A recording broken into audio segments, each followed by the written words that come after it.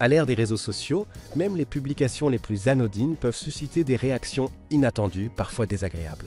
Faustine Bollard, animatrice emblématique au ton chaleureux, vient d'en faire les frais, mais a su transformer des critiques gratuites en un moment de légèreté et de force. Et tout commence avec une story Instagram, sans prétention. Faustine, détendue, arbore une paire de Birkenstock. Un style simple et décontracté, qui ne devrait pas faire polémique et pourtant. Une internaute lui envoie un message sec et tranchant, quelle horreur!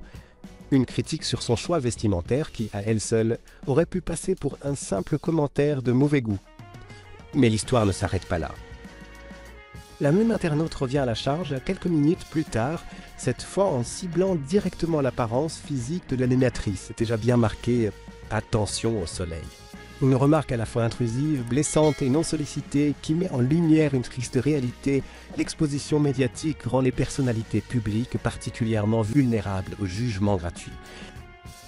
Ce genre de propos peut toucher, surtout dans un contexte émotionnel délicat. Faustine traverse en effet une période personnelle difficile, sa séparation avec l'écrivain Maxime Chatham, après 15 années de vie commune et 2 enfants. Entre la gestion de cette transition et la pression médiatique, on pourrait s'attendre à ce que ces critiques affectent son moral.